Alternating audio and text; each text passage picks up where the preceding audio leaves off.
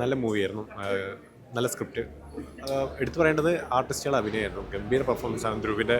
ധ്രുവിൻ്റെ കരിയറിലെ ഏറ്റവും ബെസ്റ്റ് പെർഫോമൻസാണ്. അതുപോലെ രജിഷ, ലാൽ സാറ്, പശുപതി സാറ്, എല്ലാ ആർട്ടിസ്റ്റുകളും ഗംഭീരമായിട്ട് പെർഫോം ചെയ്തിട്ടുണ്ട്. മൈൽസ് അൽവരാജിൻ്റെ സിനിമകളുടെ സെയിം പാറ്റേൺ തന്നെ വരുന്ന സിനിമയാണ്. പക്ഷേ കുറച്ചുകൂടെ ത്രില്ലിംഗ് ആണ്. അതായത് ഒരു സ്പോർട്സ് മൂവി, ഒരു കബഡി മൂവിയെ പൊളിറ്റിക്സും അതേപോലെ തന്നെ കാസ്റ്റ് റിലേഷനും എല്ലാം കൂടെ വെച്ചിട്ടൊരു ഗംഭീരമായിട്ടുള്ളൊരു മേക്കിംഗ് പരിപാടിയും സ്ക്രിപ്റ്റ് വൈസും എല്ലാം ഗംഭീരമായിട്ടുണ്ട്.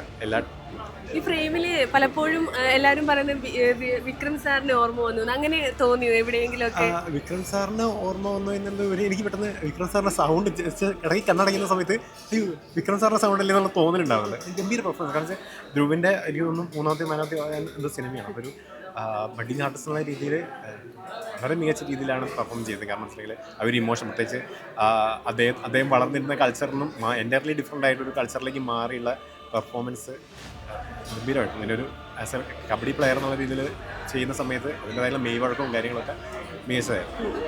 ഒരു കാസ്റ്റ് കൾച്ചറിൻ്റെ, പ്രത്യേകിച്ച് തമിഴ്നാട്ടിലൊക്കെ ഇങ്ങനത്തെ ഒരു കാസ്റ്റ് ഒരു പ്രശ്നം നടക്കുന്നു. അവിടുന്ന് പിന്നെ ഒപ്രസ് ചെയ്യപ്പെടുന്ന ആൾക്കാർ വളർന്നു വരിക എന്നുള്ളത് ഒരു വളരെ നല്ല കാര്യമാണ്. അപ്പോൾ അതിനെക്കുറിച്ചുള്ള ഇത്തരം സിനിമകൾ ഒരു എൻ്റർടൈനറായിട്ട് പറയുന്ന സമയത്ത് ആളുകൾ കൂടുതൽ എത്തുകയും ചെയ്യും.